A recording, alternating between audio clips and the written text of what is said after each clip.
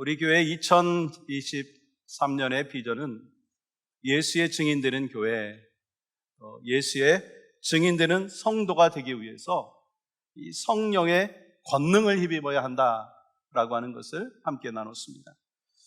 그리고 성령의 검인, 이 하나님의 말씀으로 우리가 무장해야 돼요. 그래야지 영적인 전투에서 승리할 수 있고요.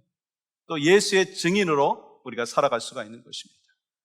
혹시 여러분 2023년 들어와서 첫 번째 주일에 여러분과 제가 다짐한 8가지를 기억하십니까? 그 중에 한 가지는 뭐냐면 한 사람이 하나 이상의 말씀 훈련에 참석하자라고 하는 거예요. 왜냐하면 하나님의 말씀이 이 영적인 전투에서 승리할 수 있는 능력이 되기 때문인 것입니다. 이 워싱턴 DC에는 이 성경에 대해서 알려주는 특별한 박물관이 있어요. 성경 박물관이라고 하는 것이 있습니다. 이 성경 박물관을 건립하기 위해서 가장 먼저 앞서서 헌신했던 사람은 크리스찬 기업인 하비라비의 CEO인 데이빗 그린입니다.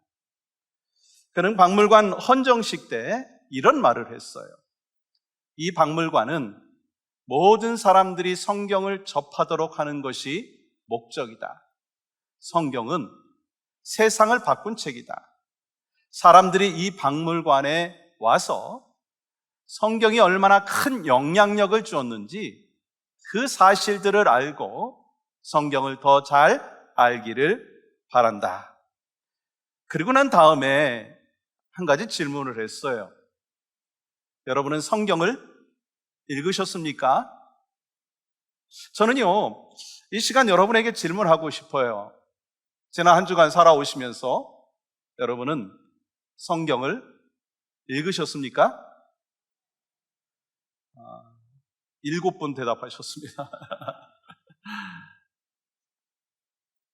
성경 박물관 라비에는 본문 시편 19편 7절과 8절이 기록이 되어 있는데 이 말씀은 이것입니다.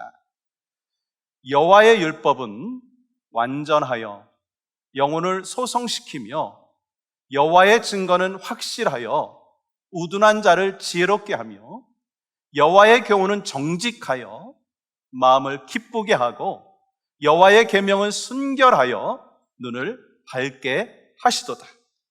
이 말씀은요, 구약 성경 전체에서 이 하나님의 말씀에 대해서 가장 실감나게 설명해 준 말씀인 것입니다. 그리고 사도 바울이 디모데후서에서 모든 성경은 하나님의 감동으로 되었다, 그렇게 말했어요. 하나님의 말씀 한 구절 한 구절 안에 하나님의 호흡이 있고 성령님의 역사하심이 있다는 거예요.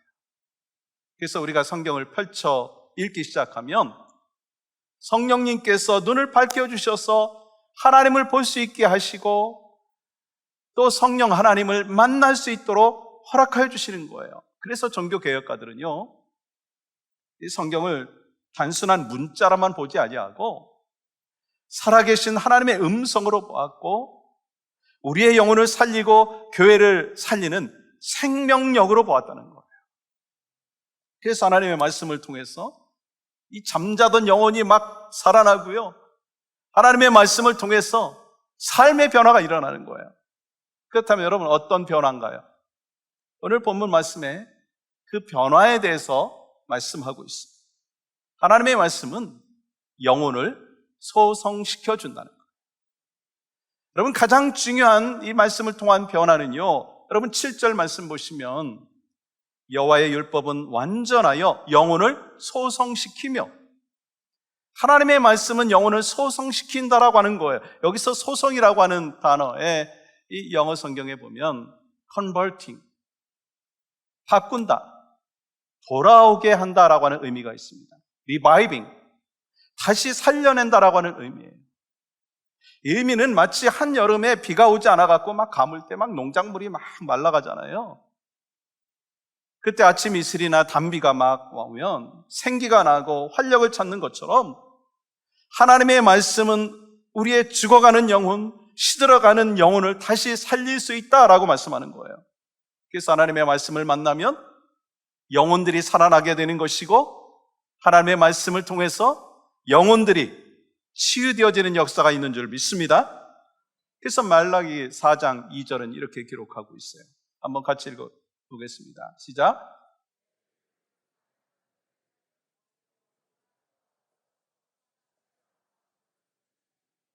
너희가 나가서 외양간에 써나온 송아지같이 뛰리라. 하나님을 경외하는 사람에게는 하나님의 치유의 광선을 비춰주셔서 다시 살아나게 하신다라고 하는 거예요. 또한 여러분, 신약 성경에서도 하나님의 말씀은 영혼이 거듭나고 다시 살아나게 하는 능력이 있다라고 말씀하셨어요. 베드로전서 1장 23절 말씀 보십시오. 너희가 거듭난 것은 썩어지 씨로 된 것이 아니요 썩지 아니할 씨로 된 것이니 살아있고 항상 있는 하나님의 말씀으로 되었느니라. 무엇으로 거듭난다고요? 하나님의 말씀으로 거듭난다는 거예요. 그러니까 신앙생활은요, 하나님의 말씀의 힘을 날마다 체험하는 거예요. 그게 바로 신앙생활이라고 하는 거예요. 전 목회하면서요, 이 하나님이 주신 축복이 참 많은데 그 중에 하나가 언제나 성경을 가까이 해야 된다는 거예요. 왜요? 말씀을 가르치고 전하기 위해서 반드시 필요하기 때문에, 그래서 늘 말씀을 묵상해야 되고 반드시 기도의 끈을 놓지 말아야 된다라고 하는 거예요. 근데 때로는요, 그게 부담되잖아요. 그렇지만 필요에 따라서 기쁨과 감동과 은혜가 몰려오는 그 성령님의 역사하심을 체험하는 것을 제가 늘 경험하고 있어요. 여러분, 아마도 성경 공부 인도자분들도 그러실 거예요. 때로 부담이 있죠. 말씀을 준비하면서 얼마나 부담이 됩니까? 근데 먼저 은혜 받는 거예요. 먼저 감동받고 먼저 성령님의 터치하심을 받는 거예요. 여러분, 이것이 바로 하나님의 말씀의 능력이고 성령의 역사하심인 거예요. 또한 여러분, 베드로전서 2장 2절 말씀 보시면 이렇게 기록하고 있어요. 같이 한번 읽겠습니다. 시작. 갓난 아기들 같이 순전하고 신령한 젖을 사모하라. 이는 그로 말미암아 너희로 구원에 이르도록 자라게 하려 함이라. 여러분, 갓난 아기들이 이 젖을 먹는 건요, 아주 필수입니다. 근데 하나님의 자녀에게 있어서 말씀은 영적인 하나님의 백성으로 살아가기 위해서는요, 필수라고 하는 것입니다. 그러니까 우리가 말씀을 사모해야 되고 그래야지 성장하고 또한 성숙할 수 있는 거예요. 그리고 하나님의 말씀이 터치가 되면 죽은 영혼들이 살아남으로 인해서 생명을 얻게 되어지고, 여러분, 구원받는 영혼이 또한 자라나게 된다고 하는 거예요. 어떤 분이 간 이식을 했대요. 정말 죽을 것 같은 상황이어서 이 간 이식을 했는데 이 워킹을 한 거예요. 그래서 생명을 얻은 거 아니겠어요?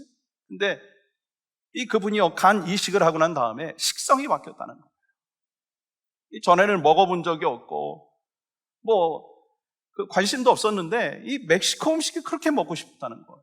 이 가족들도 좋게 생각하지 않았는데 본인이 그렇게 막 멕시코 음식을 먹고 싶어갖고 멕시칸 식당에 가가지고 막 시켜서 먹고 그랬대요. 알고 보니까 자기가 멕시코 사람의 간 이식을 받은 거예요. 이 멕시코 사람의 간 이식을 받고 나니까 식성이 달라지더라는 거예요. 사실 제가 찾아보니까요, 이건 근거가 별로 없더라고요. 의학적인 근거가 없어요. 근데 한 가지 중요한 사실이 있어요. 우리는 심장 이식을 받은 사람이에요. 여러분, 이건 근거가 있는 거예요. 여러분과 저는요, 심장 이식을 받았어요. 우리는 예수 그리스도와 함께 죽고 예수 그리스도의 심장이 내 심장이 된 거예요. 그러니까 내 인생이 바뀌는 거 당연한 것이다라고 하는 거예요. 여러분, 생명 되신 그 예수님의 말씀이 내 안에서 역사하시는데 내 영혼이 바뀌지 않는다면 그게 비정상 아니겠어요? 예수님의 심장으로 살게 되면 내 영혼이 주님을 닮아가는 것 당연한 것입니다. 그것이 바로 하나님의 말씀의 능력인 줄 믿습니다. 하나님의 말씀을 만나게 되면 영혼이 살아나고요, 자기뿐만 아니라 다른 사람들도 살려내는 능력이 있다는 거예요. 혹시 여러분들 가운데 교회는 다니고 있지만 하나님의 그 말씀을 잘 아직 모르시는 분들이 계십니까? 교회는 다니고 있지만 아직 하나님을 체험하지 못하신 분이 계십니까? 저는 소망하는 마음이 있습니다. 2023년 한 해 동안 하나님의 말씀을 깊이 만나주시기를 원합니다. 여러분, 다른 곳에서 우리가 행복 찾지 말라는 거예요. 막 양다리 걸치고 이것도 좋아하고 저것도 좋아하고 그러다 보면 진정한 행복을 찾지 못하는 거예요. 행복의 비밀이 어디 있는가? 말씀 안에 있는 거예요. 그래서 말씀을 떠난 사람이요 복을 누릴 수가 없다라고 하는 거예요. 그러므로 하나님의 말씀을 문자로만 받지 마시고 정말 생명력 있는 내 영혼을 소성시키는 하나님의 말씀인 것을 분명히 확신하면서 날마다 말씀을 묵상하며 말씀 안에서 살기를 간절히 소망합니다. 그때 성령님의 터치하심을 경험하게 되고 말씀의 능력을 체험하는 하나님의 사람이 되는 거예요. 또한 여러분, 하나님의 말씀은요 지혜롭게 만들어줘요. 여러분과 저를 지혜롭게 만들어줘요.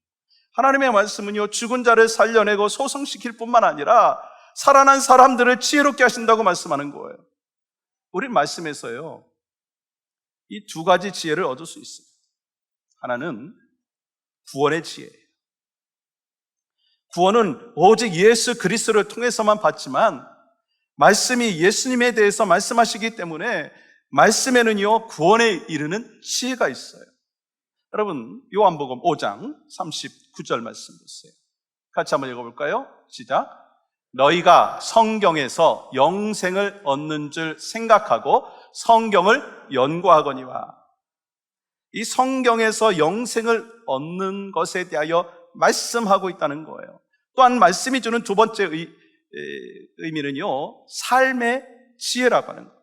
오늘 본문 7절 하반절 말씀 보십시오. 여호와의 증거는 확실하여 우둔한 자를 지혜롭게 하며. 하나님의 말씀은 우둔하는 자를 지혜롭게 하는 거예요. 우리가 살아가면서 수많은 판단과 선택을 하잖아요.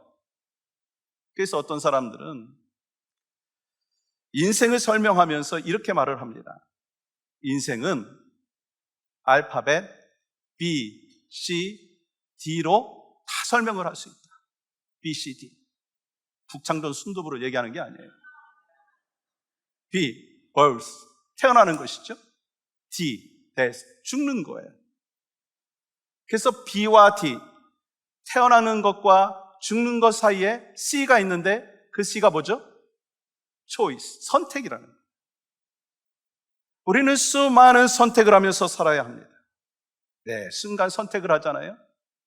오늘 또 내일 또 선택을 하고 태어나는 순간부터 죽는 순간까지 계속해서 우리가 선택을 하게 됩니다. 그렇기 때문에 우리의 과제는요 어떻게 바른 선택을 할 수 있는가라고 하는 거예요. 그리고 바른 선택을 위해서 필요한 것이 있는데 지혜라고 하는 거예요. 그러면 어떻게 지혜를 얻을 수 있습니까? 오늘 본문 7절은 이렇게 말씀하시죠. 여호와의 증거는 확실하여 우둔한 자를 지혜롭게 하며. 하나님의 말씀은 우둔한 우리를 지혜롭게 하시는 거예요. 그러면 우리가 어떻게 하나님의 말씀을 알 수 있습니까? 이 하나님의 말씀을 알고 거룩한 지혜를 얻기 위해서 하나님 말씀의 그 훈련만 많이 받고 교회만 열심히 다닌다고 되는가요? 아니라는 거예요. 하나님을 진실로 사랑하는 마음으로 성경을 읽고 말씀의 훈련을 받을 때 하나님을 만나게 되는 거예요. 예를 들어서 여러분 바리새인들 보세요. 이 겉으로 보기에는 별 문제가 없었잖아요. 참 성실한 사람들 중에 한 사람들이었어요. 근데 문제가 뭐예요? 하나님의 뜻을 제대로 알지 못했다는 거예요. 사도 바울도 예수님을 만나기 전까지만 해도요 자기 뜻에 따라서 하나님을 섬기는 열심으로 교회를 핍박했어요. 그러니까 정말 중요한 게 뭐냐? 열심히 중요하지만 그보다 더 중요한 것은요 하나님의 뜻을 분별하는 것이다. 그 지혜가 필요하다는 거예요. 사람은 누구나 하나님을 만난 후부터 하나님의 지혜가 자라나야 합니다. 전 여러분들이 하나님을 만났는지 만나지 않으셨는지 솔직히 제가 잘 몰라요. 그건 하나님만이 아시는 거예요. 그런데 분명히 제가 말씀드릴 수 있는 것이 있습니다. 하나님의 말씀을 읽지 아니하고 확신을 잃어버린 채 세상과 교회 그 사이를 왔다 갔다 하는, 양다리 거치고 왔다 갔다 하면서 끊임없이 불평하고 의심하면서 신앙생활한다면 버림받을 수도 있다고 하는 거예요. 그렇기 때문에 여러분, 하영조 목사님께서 참 귀한 말씀을 해주셨는데, 배우든지 가르치든지 둘 중에 하라 하는 거예요. 배우든지 가르치든지 둘 중에 하라 하는 거예요. 그래야지 내가 자라고 공동체가 자라게 되는 것입니다. 그렇기 때문에 우리는요, 성장에 관심을 가져야 돼요. 잘 자랄 수 있도록 지속적으로 소망을 가져야 되는 거예요. 근데 우리 어떻습니까? 여러분 어떻습니까? 내가 잘하는 것이 별로 관심이 없어요. 여러분 그렇다면 잘할 수 있을까요? 예를 들어서 한번 생각해 보십시오. 여러분이 자녀를 낳았어요. 자녀를 낳았는데 잘하지 않는 거예요. 애를 낳았는데 잘하지 않는 거. 부모에게 큰 근심이 아니겠어요? 우리가 하나님의 자녀가 되었어요. 근데 우리가 잘하지 않는 거예요. 그러면 하나님 앞에 우리는요, 정말 부끄러운 존재일 뿐만 아니라 하나님이 우리를 바라보면서 근심하시게 된다라고 하는 거예요. 아이들이 잘하지 않는 거 정말 매우 안타까운 상황입니다. 근데 마찬가지로 어른들의 신앙이 잘하지 않는 거는요, 정말 슬픈 거예요. 전 소망하는 마음이 있습니다. 저나 여러분이나 모두가 하나님 앞에 근심을 끼치는 사람이 되지 말라는 거예요. 하나님 앞에 기쁨과 영광을 올려드리는 게 당연한데, 우리가 신앙으로 잘하지 못해가지고 맨날 어린아이가 되어가지고 맨날 죽만 먹으려고 하고 전만 빨려고 한다고 한다면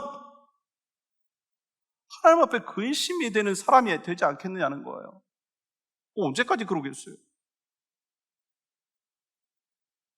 전 소망하는 마음이 있어요. 우리 모두가 하나님의 말씀을 통해서 하나님의 지혜를 얻고 살아가는 믿음의 백성들이 되어야 될 줄 믿습니다. 또한 이 하나님의 말씀은요, 기쁨이 넘치게 해주신다는 거예요. 하나님의 말씀이 우리에게 기쁨을 주신다는 거예요. 여러분 8절 말씀 보시면 여호와의 교훈은 정직하여 마음을 기쁘게 하고, 저는 이 말씀이 참 좋더라고요. 하나님의 말씀은 우리를 기쁨으로 채워주신다. 이 사람이 추구하는 대상이 다 달라요. 근데요, 원하는 것은 동일하더라고요. 기쁜 거 원해요. 행복한 거 원해요. 그런데요, 세상의 그 어느 것으로도 우리의 빈 마음을 온전히 채울 수가 없다는 거예요. 참된 기쁨과 참된 행복은요, 세상에서 누릴 수가 없다라고 하는 거예요. 그러나 하나님의 말씀이요, 우리의 영혼에 샘솟는 기쁨을 주신다라고 하는 것을 성경을 통해서 말씀하셨고, 여러분과 저의 삶을 통해서 우리는 경험했지 않습니까? 그래서 예수님께서 이렇게 말씀하시는 거예요. 요한복음 15장 10절과 11절 같이 한 목소리로 받도록 하겠습니다. 시작. 내가 아버지의 계명을 지켜 그의 사랑 안에 거하는 것 같이 너희도 내 계명을 지키면 내 사랑 안에 거하리라. 내가 이것을 너희에게 이름은 내 기쁨이 너희 안에 있어 너희 기쁨을 충만하게 하려 함이라. 우리는 하나님의 말씀을 듣고 순종해야 한다는 것에 대하여서 속박당한다라고 착각을 하는 경우가 있습니다. 그게 아니에요. 하나님의 말씀을 우리에게 주신 것은 그 말씀을 지킴으로 말미암아 하나님이 누리시는 그 놀라운 기쁨과 천국의 기쁨을 주시기 위해서 우리에게 말씀을 주셨다라고 하는 거예요.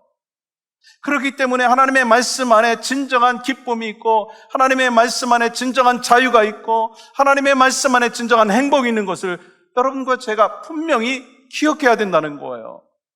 여러분, 그래서 엉뚱한 곳에서 기쁨 찾지 말라는 거예요. 말씀을 가까이 하면 가까이 할수록 기쁨이 찾아오게 되는데 너무 엉뚱한 곳에서 기쁨을 찾으려고 한다는 거예요. 여러분, 사도 바울 보세요. 감옥에서도 기뻐하라. 또 본인이 기뻐하고 있잖아요. 그거는요, 기쁨이라는 게 환경이 아니라는 거예요. 물론 환경도 필요하더라고요. 근데 정말 중요한 건요, 환경을 뛰어넘는 하나님이 주시는 그 기쁨이, 말씀을 통해서 주시는 기쁨이 우리의 마음을 좌지우지하는 거예요. 우리의 일생을 좌지우지하는 거예요.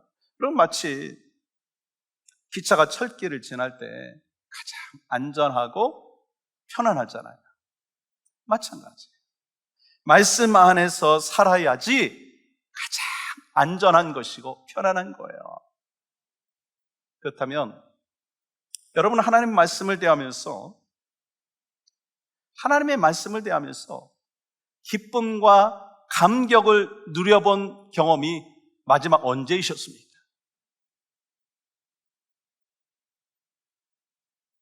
하나님의 말씀을 읽으면서, 들으면서, 묵상하면서 정말 기쁨과 감격을 누려본 그 경험, 마지막 경험이 언제이셨습니까? 어제. 감사합니다. 그래도 어제가 나오니까 감사합니다. 네. 그렇기 때문에 여러분과 저의 삶 가운데 하나님의 말씀을 통해서 우리가 하나님을 만났기 때문에, 또 나를 그토록 사랑하신 예수님이 누구신지를 말씀을 통해서 우리에게 가르쳐 주었기 때문에, 그래서 하나님의 말씀을 읽을 때마다 기쁨이 있는 거예요. 우리는 하나님 말씀을 펼칠 때마다, 말씀을 들을 때마다 하나님이 주시는 기쁨과 감격을 누리며 신앙생활 하시는 여러분과 저희 삶이 되기를 주님의 이름으로 간절히 축복합니다. 또한 하나님의 말씀은요, 눈을 밝혀주시는 거예요. 우리의 눈을 말씀이요 밝혀주신다라고 하는 거예요. 그러면 이 하나님의 말씀은 우리의 눈을 밝혀주신다. 어떤 의미인가? 우리의 눈이요 가려져 있다는 거예요. 바라봐야 할 것을 보지 못하고 들어야 할 것을 듣지 못하는 그런 사람이라는 거예요. 그렇다면 여러분, 왜 다들 눈이 있는데 왜 바라보지 못하고 또 뭐가 문제인지 제대로 파악하지 못합니까? 그건요, 하나님의 말씀이 우리를 지배하지 않기 때문인 거예요. 여러분, 왜 아담이 범죄를 했습니까? 하나님의 말씀의 자리에 사탄의 말로 바꿔버린 거예요. 들어야 될 말씀을 듣지 아니하고 다른 것을 들은 거예요. 보아야 할 주님을 바라보지 못하고 보지 말아야 될 그 사탄을 바라보고, 그러다가 보니까 선악과에 손을 댄 거예요. 그게 바로 인류의 최초의 범죄입니다. 이 땅을 살아가는 모든 신앙인들에게도 마찬가지예요. 우리 모든 신앙인들도 보는 것이 어떻게 보면 다 똑같아요. 똑같은 세상, 똑같은 사람들이에요. 근데요, 어떻게 바라보느냐에 대해서 그 시각에 따라서 보이는 게 너무 달라요.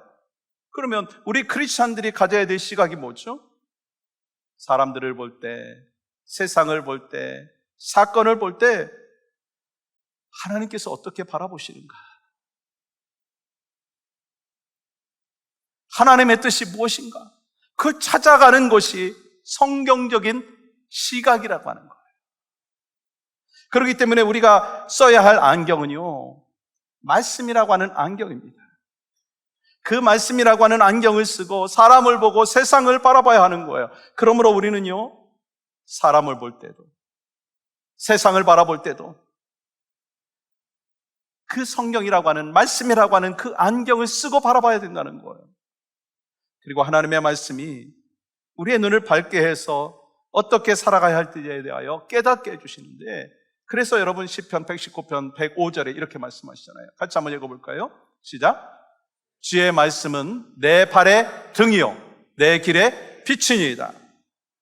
하나님의 말씀은 한치 앞을 내다볼 수 없는 캄캄하고 어두운 세상의 빛이시기 때문에 이 말씀을 통해서 우리가 걸어갈 수 있는 거예요. 여러분, 오늘 본문을 기록한 사람이 누구예요? 다윗이에요.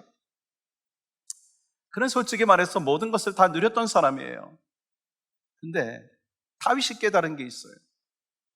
진정한 지혜, 사람을 살리고 행복하게 만드는 거는요, 왕의 자리가 아니라는 거예요. 하나님의 말씀이라고 하는 것을 깨달았어요. 그래서 오늘 본문을 기록한 것입니다. 오늘 우리는 하나님의 말씀이 어떤 것인가, 우리의 영혼을 살리고 우리의 삶에 지혜를 주고 기쁨을 넘치게 하고 눈을 밝혀주신다라고 말씀하셨어요. 근데 정말 중요한 게 있어요. 하나님의 말씀을 내가 누릴 줄 알아야 한다라고 하는 거예요. 아무리 성경의 말씀이라고 한다 할지라도, 생명의 말씀이라 한다 할지라도 내가 먹어야 살 수 있는 거예요. 하나님의 은혜로 구원을 받았죠. 구원받은 다음에 우리가 지혜를 얻고 기쁨을 누리면서 샘물을 마시고 날마다 하나님의 눈으로 세상을 바라보면서 살아가는 거, 이 하나님이 우리에게 주신 그 축복인데, 여러분 그걸 누리지 못하면 얼마나 안타깝겠느냐라고 하는 거예요. 예를 들어 이런 거예요. 어느 부부가 캔쿤에 올 인클루시브 그 패키지로 여행을 갔어요. 몇 달 동안 돈을 모으고 플랜하고 해서 여행을 갔는데, 이 그 부부는 모든 시설과 식사비가 포함되어 있는 올 인클루시브에 대한 의미를 모르고 준비해간 라면과 햇반과 김치를 열심히 먹었다고 한번 생각을 해보세요. 여러분, 여행을 하면서 누릴 수 있는 풍성한 베네핏을 누리지 못하는, 얼마나 안타까운 거예요. 우리는 뭐 안타깝기 그 선을 넘어가지고 참 거시기 하다 그렇게 얘기할 수도 있을 거예요. 정말 하나님의 말씀이 우리에게 주는 풍성한 베네핏이 있는 거예요. 은혜가 있다라고 하는 거예요. 하나님의 말씀은 생명을 얻을 뿐만 아니라 기쁨을 우리에게 주시고 세상을 살아가는 지혜를 주시고 눈을 밝혀주시는 거예요. 그렇다면 우리가 어떤 자세로 하나님의 말씀을 받아야 되느냐는 거예요. 여러분 10절 말씀 보세요. 금 곧 많은 순금보다 더 사모할 것이며 꿀과 송이꿀보다 더 달도다. 하나님 말씀을 당시에 최고의 화폐 가치였던 금과 당시의 사람들에게 있어서 가장 달았던 꿀에 비유한 거예요. 그러므로 하나님의 말씀을 대할 때 순금을 대하듯이 마음을 들여서 읽으라는 거예요. 여러분 공감이 되시나요? 어려운 질문 하나 할게요. 대답 잘하세요. 금덩이 있습니다. 하나님의 말씀이 성경이 있습니다. 여러분 어떤 거 택하시겠어요? 제가 이 자리에서 질문하는 게 참 그렇죠. 근데 다시 한번 좀 질문해 보겠습니다. 1번 금덩이, 또 금덩이 또 나왔습니다. 2번 성경, 3번 하나님의 말씀을 깨닫는 은혜. 정답 3번입니다. 고민하지 마시고 정말 하나님의 말씀을 깨닫는 지혜, 그 은혜, 그게 우리를 살리는 것이고 우리에게 주신 하나님이 주신 가장 큰 복이라고 하는 거예요. 그리고 하나님의 말씀이 송이꿀보다 달기에 먹으면 먹을수록 더 먹고 싶고 더 읽고 싶고 더 듣고 싶은 말씀이 하나님의 말씀이 되어야 되는 거예요. 그래서 이 유대인들이, 그 유대인 부모들이요, 토라, 이 하나님의 말씀을 읽어줄 때 이 꿀 한 방울을 책에 떨어뜨리고 아이들에게 거기에 입을 맞추고 읽게 했다는 거예요. 왜냐하면 아이들이 말씀에 애착을 갖도록 말씀이 꿀과 같이 달다라고 하는 것을 실제로 느끼게 하기 위함이었다는 거예요. 여러분 하나님의 말씀이 맛이 있으십니까? 하나님의 말씀의 맛을 경험해 본 사람이요, 그 맛을 아는 거예요. 요즘에 한국 텔레비전 많이 보시죠? 안 보는 듯하게 이렇게 표현을 하고 계신데 보시잖아요. 이 텔레비전 보면 먹방 얼마나 많습니까? 먹는 프로그램 얼마나 많아요. 근데 백날 봐도 소용이 없어요. 먹어봐야 되는 거예요. 그래야지 그 맛의 진가를 아는 거 아니겠어요? 마찬가지예요. 하나님의 말씀도 아무리 좋다라고 하는 거 들어도요 소용이 없다는 거예요. 먹어봐야 되는 거예요.